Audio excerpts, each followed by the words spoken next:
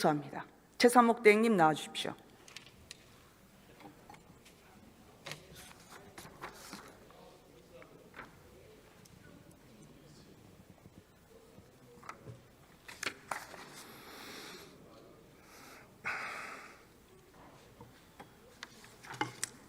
장관님, 국토보유세 들어보셨죠?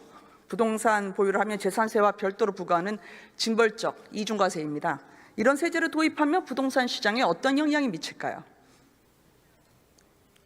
글쎄 지금 말씀하신 내용은 제가 알고 있습니다만 과거에 특정 후보 대선 공약이기 때문에 제가 여기서 별도로 제가 정부를 대표해서 의견 내는 건 적절치 않다고 생각하고요. 이런 부분은 충분한 논의와 공론화 과정이 필요하다 이렇게 생각하고 있습니다. 상식적인 정책을 여쭤보셨는데 특정 후보란 누굽니까? 잘 아실 것 같습니다. 네. 문재인 정부 부동산 대란보다 더 큰 난리가 나고 서민이 고통받지 않을까 하는데요. 이중과세도 부인하시는 건가요? 그런 부분들에 대해서 신중한 검토가 필요하다고 생각합니다. 지난 대선 전에 이재명 후보는 부동산 불로소득 전액 환수 그리고 국토보유세를 주장했습니다. 그런데 제가 보니까요, 정작 본인은 자택 재건축 로또를 맞았습니다. 3억여 원으로 매입해서 현재 시세가 약 30억 원입니다. 그러니까 이미 10배의 시세 차익인데 재건축까지 되면 수십억의 수익이 예상됩니다. 요즘 들어서 성장 하시는데 성장한 건 개인 재산이더라고요. 저는 재건축으로 집값이 올라서 자산이 늘어나는 건 보호받아야 할 권리라고 생각을 합니다. 그런데 주택 보유자를 불로소득자로 매도하던 정치인이 정작 자신은 시세 차익 그리고 재건축 기회 잡아서 수익을 올리면 염치 없는 짓이죠. 어떤 정치인은 반일 외치면서 정치적으로 이득을 받습니다. 그런데 자기 자녀는 일본 유학 보내고 또 일제 자동차를 탑니다. 이런 정치인의 이중적 행태는 지탄받아야죠. 대행님, 정치는 국민의 평범한 삶과 희망을 존중해야 합니다. 열심히 일하고 좋은 투자 기회 살려서 돈 벌고 그렇게 해서 자녀 키우고 싶은 마음 다 똑같습니다. 그렇죠? 이런 사람들, 국민들을 투기 세력으로 몰아서 징벌적 과세하고 손가락질하는 위선적 정치는 제발 그만둬야 합니다. 대행님, 정치인은 자신이 지킬 수 있는 주장과 정책을 내세워야 한다고 저는 생각합니다. 국민 앞에서는 불로소득 비판하면서 국민 뒤에서는 재건축 기회 챙기고 그래서야 되겠습니까? 저는 정치인이 정책을 만들 때는 자신도 지킬 수 있는 정책을 제출해야 한다고 생각하는데 대행님께서는 어떻게 생각하십니까? 그래서 일반적으로는 동의합니다만 제가 답변할 위치에 있지 않은 것 같습니다. 이번에 제가 트럼프 대통령 취임식을 다녀왔습니다. 네. 트럼프 대통령 뒤에는 보시는 것처럼 국회의원이나 관료가 아니라 시가총액이 2,000조가 넘는 AI 기업인들이 있었습니다. 제가 만난 트럼프 캠프 관계자와 의회 의원들은 세계 최고 수준의 우리 조선과 원전, 방산, 또 반도체 협력을 희망했습니다. 한미동맹은 외교를 넘어서 경제 안보 전반으로 확대돼야 되죠. 동의하시죠? 네, 그렇습니다.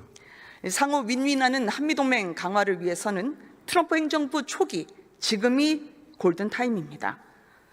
원전 반도체와 더불어서 트럼프 행정부가 전략적으로 가장 협력을 희망하는 분야가 조선입니다.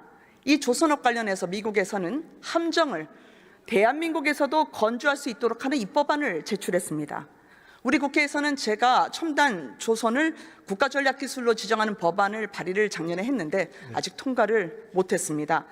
이번 정부는 조선 산업에 대해서는 어떤 지원책을 마련하고 계십니까? 말씀하신 것처럼 지금 새로운 트럼프 행정부와의 협력 관계에서 조선이 저한테는 중요한 산업이라고 생각하고 있습니다. 그래서 그런 부분들에 최대한 저희가 협력의 시너지를 최대한 확대할 수 있도록 여러 가지 준비를 하고 있습니다. 네. 또한 미국이 이제 안정적인 전력을 위해서 소형 모듈 원전 협력을 구상하는데요. 네. 미국의 설계나 우리의 시공 운영 능력이 합쳐지면 세계적인 시너지를 낼 수 있다고 봅니다. 원전에 대한 지원은 어떻게 하실 계획이십니까? 네, 이런 부분들도 이번에 신정부 출범 중에 기회 요인 중에 하나가 원전으로 저희가 알고 있습니다. 그래서 그런 부분들에 대해서 한국의 원전의 어떤 우수성이 있고 그 부분을 미국에서도 익히 알고 있기 때문에 중요한 협력 아젠다가 될 수 있다고 생각하고 있습니다. 제가 우리 기업들을 만나보니까 미국과의 소통 통로가 마땅치 않아 애태우고 있던데요. 대행님 혹시 미국에 우리 정부 실무단을 파견할 계획은 없으신가요? 지금 그 대행 체제이기 때문에 아무래도 여러 가지로 제약이 있는 건 사실입니다. 그렇지만 아직 저희가 장관급과 그다음에 고위 실무급에서 협의는 계속 하고 있고요. 그래서 예를 들어 다음 주 월요일 날은 지금 통상 차관보가 미국에 갑니다. 네, 그런 식으로 저희가 하고 미국이 아직 상무장관이 인준이 안 됐습니다. 그래서 인준이 되면 저희 산업부 장관과 만나도록 하고 이런 부분들을 좀 추진을 하고 있습니다. 네. G20 재무장관 회담도 대행님 직접 가보셔야 하는 건 아닌가요? 지금 현재 여러 가지 일정과 그다음에 저쪽의 참석자들을 보면서 지금 고민하고 있습니다. 네, 알겠습니다. 제가 잠깐 물 좀 먹어도 되겠습니까? 장관님도 드실래요? 네, 먼저 하겠습니다. 네. 요즘 민주당이 말이죠, 부쩍 한미동맹 강화를 주장하고 있습니다. 그래서 미국과 협력이 중요시되는 전략산업 예산을 받는데요. 트럼프 대통령이 에너지 완보를 위해서 제일 이야기하는 원전, 소듐 냉각 기술, 빌 게이츠도 개발해서 주목받았습니다. 근데 이 혁신 기술 R&D 예산이 90% 삭감이 되더라고요. 한미동맹 전략 협력 산업이 삭감이 아니라 숙청 수준이던데 이렇게 잘라낸 25년도 예산이 4조입니다.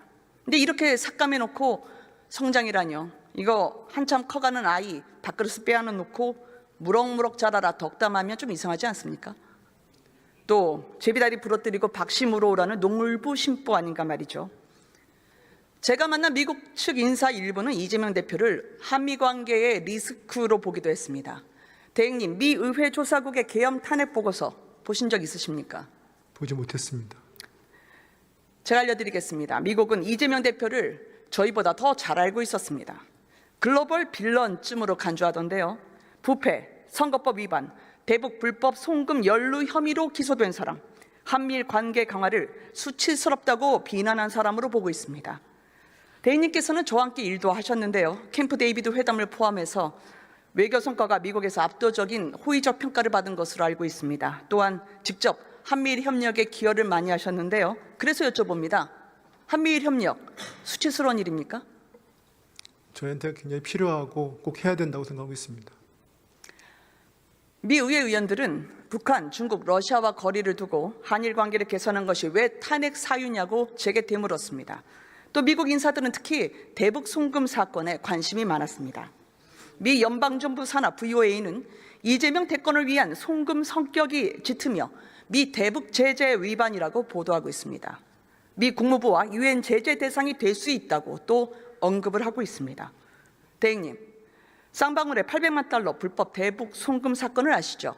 제가 간략하게 설명을 해드리겠습니다. 네. 문재인 대통령의 남북 정상회담 방북에서 제외된 이재명 당시 지사가 단독 방북을 기획해서 쌍방울을 부추겨 북한에 800만 달러를 불법 송금 대납하게 한 혐의입니다. 종범격인 이화영 전 부지사, 김성태 전 회장 모두 중형을 선고받았습니다.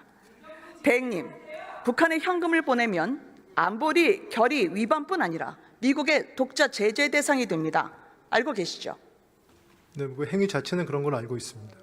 쉽게 말하면 미 동맹국의 유력한 대통령 후보가 미국 입국이 금지되는 블랙리스트에 오를 중대 범죄 피의자로 간주되는 겁니다.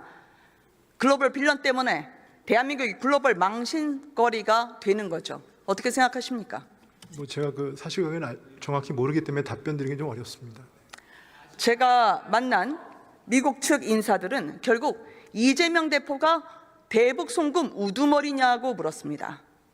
전임 민주당 대통령은 미국 언론에 북한 김정은 수석 대변인 소리를 듣더니 지금 민주당 당대표는 미국 측으로부터 대북 송금 우두머리라는 소리를 듣고 있는 겁니다. 대행님, 이래서야 미국이 이재명 대표를 동맹 파트너로 인정할 수 있겠습니까? 한미동맹 강화에 대행님 큰 역할을 하셨는데 정말 솔직하게 말씀해 주십시오. 네, 그 부분은 제가 답변 드리긴 적절치 않은 것 같습니다. 미국 조야는 이재명 대표를 믿지 못하고 있습니다.